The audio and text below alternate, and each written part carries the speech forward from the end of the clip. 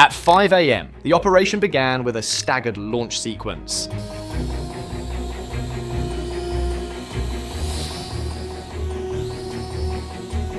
Six Ukrainian Beaver attack drones departed from the Kherson area. The timing was measured in seconds, not for drama, but because layered air defense relies on orderly threat evaluation. The drones were programmed to fracture that order. Their destination lay south, toward a Russian airbase north of Sevastopol, known to host several Berev B-12 maritime patrol aircraft. Though aging, these turboprop amphibious planes still served a useful role in Black Sea surveillance and patrol operations. Within moments, a Russian TOR M2 battery detected multiple contacts. It was positioned about 7.5 miles from the flight corridor. On the radar display, small targets appeared almost simultaneously, then began to diverge. The TOR M2 carried 16 ready-to-fire 9M338 missiles. Russian doctrine typically uses 2 missiles per target. Against 6 drones, the numbers favored the defender, provided the engagement remained simple and predictable. That predictability was removed immediately.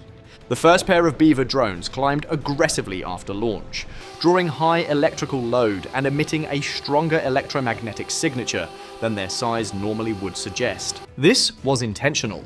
These 2 drones were designed to be noticed, acting as decoys not through jamming, but through visibility.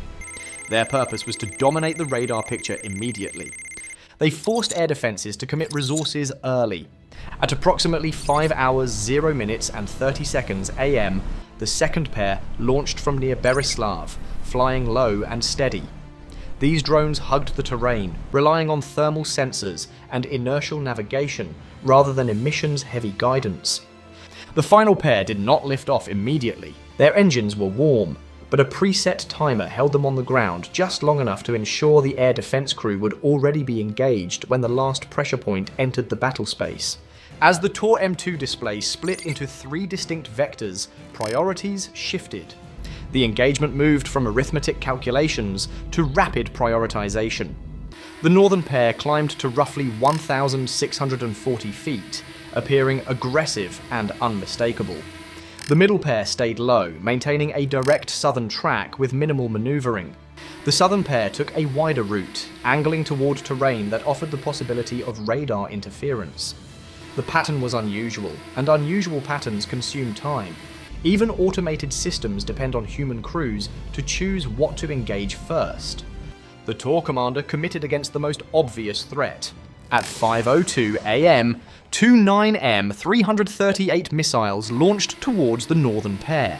Initially, the interceptors flew under ground command guidance, building speed and positioning. Seconds later, their onboard X-band seekers transitioned to active tracking. The Beaver drones had been programmed for that transition. Their warning systems detected the change, and both drones executed abrupt, steep dives designed to pull the engagement down into a cluttered, low-altitude environment. The geometry shifted rapidly. At very low altitude, radar returns multiply. Terrain edges, buildings, and reflective surfaces all compete with the target's signature. The missiles attempted to follow, but maintaining a stable tracking solution against small, fast-descending drones became increasingly difficult. Within seconds, both interceptors lost reliable target data and terminated without scoring hits. The decoy drones leveled out, resumed their planned vectors, and continued south, having already achieved their primary objective, forcing early missile expenditure and drawing focus. While attention remained fixed on the decoys, the southern pair entered the quieter phase of the plan. They did not disappear in any literal sense. Instead, they exploited a terrain-induced radar shadow southwest of the TOR position. The battery sat on slightly elevated ground, offering broad coverage in most directions, but leaving narrow gaps at very low altitude. A shallow valley and surrounding terrain created a corridor where targets flying within a precise altitude band could be masked at certain ranges. Ukrainian operators had identified this gap weeks earlier using elevation data and satellite imagery. At roughly 115 feet, the southern pair entered the corridor, holding a narrow altitude window where radar line of sight degraded. Any significant deviation would have exposed them immediately, but they maintained the profile and passed through undetected. Meanwhile, the middle pair became the next focus. At 5:05 AM, 2 additional TOR missiles launched toward the low-altitude targets. Instead of turning away, the middle drones accelerated toward the general direction of the battery. This was not a dramatic charge, but a calculated maneuver to compress the engagement timeline. Every air defense system has a minimum effective engagement geometry shaped by arming distance, safety logic, and fire control limits. As targets close rapidly, intercept solutions become less forgiving, and late recalculations can collapse entirely. Under pressure, the TOR crew fired first and recalculated late. One interceptor overstressed during a high G correction and broke apart in flight. The second missile encountered a different constraint. Its projected intercept path began to converge back towards the defended site, creating a hazardous geometry. It terminated short of a clean intercept. The outcome did not mean the TOR was ineffective, but that it had been forced into a close-range, multi-vector problem involving decoys, terrain masking, and compressed timelines.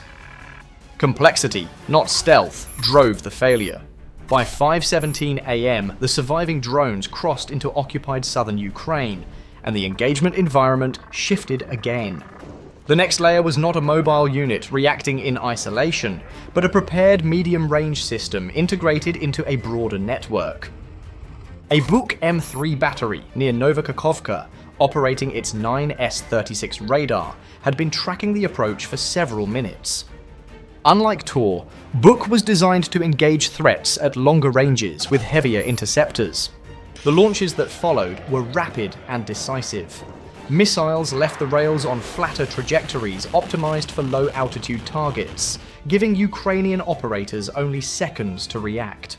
Facing this threat, one Beaver operator identified a critical piece of cover, a grain elevator complex, with large concrete structures and narrow gaps. The lead drone dove sharply, aiming for a passage where the missile's turn radius and obstacle avoidance limits would become decisive.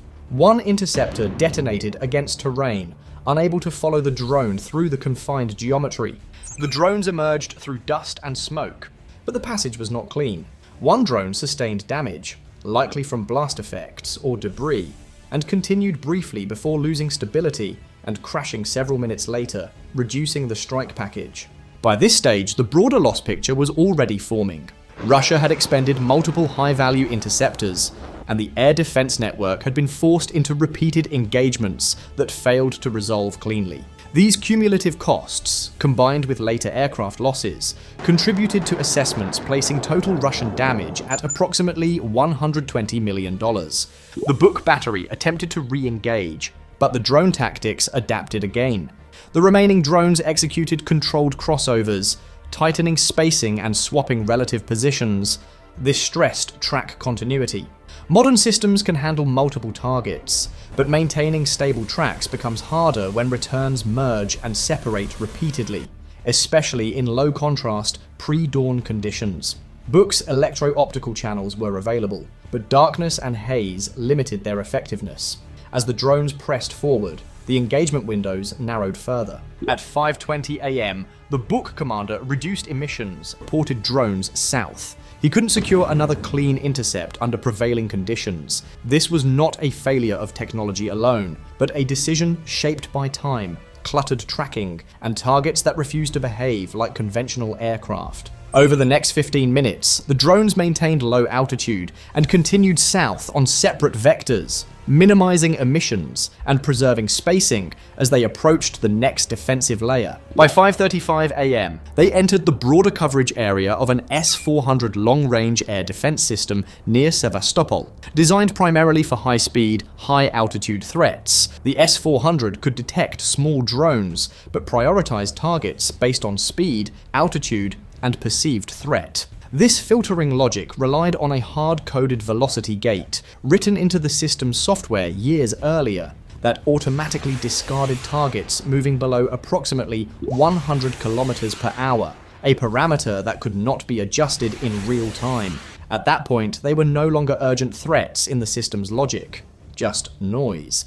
Anticipating that long-range systems would not be the final layer, Russian forces began redeploying Pantsir S one-point defense units toward Katcha Air Base, the likely destination once the drone's direction became clear. Timing, however, continued to favor the attackers. At 5:41 a.m., a Russian military transport flight from Moscow began its descent toward Sevastopol. This routine event imposed immediate constraints. Engagement zones around transponder-equipped aircraft exist to prevent catastrophic misidentification.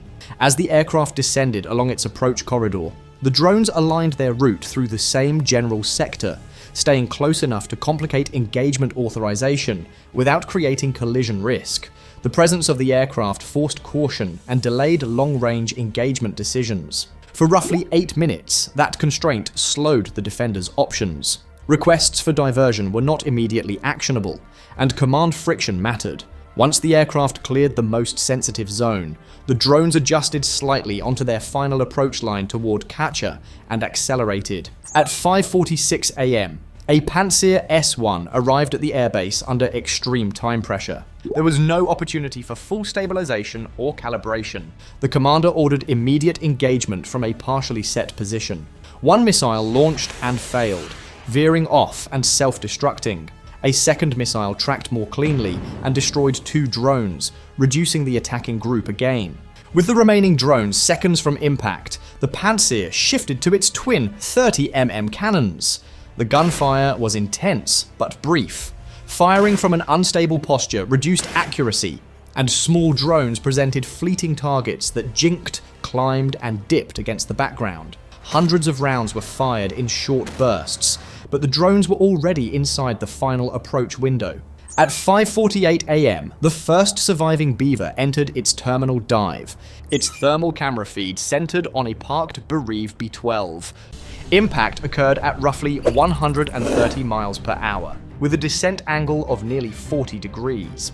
The KZ-6 shaped charge warhead detonated on contact, forming a focused jet that pierced the aircraft's structure and fuel systems. Fire spread rapidly across the apron.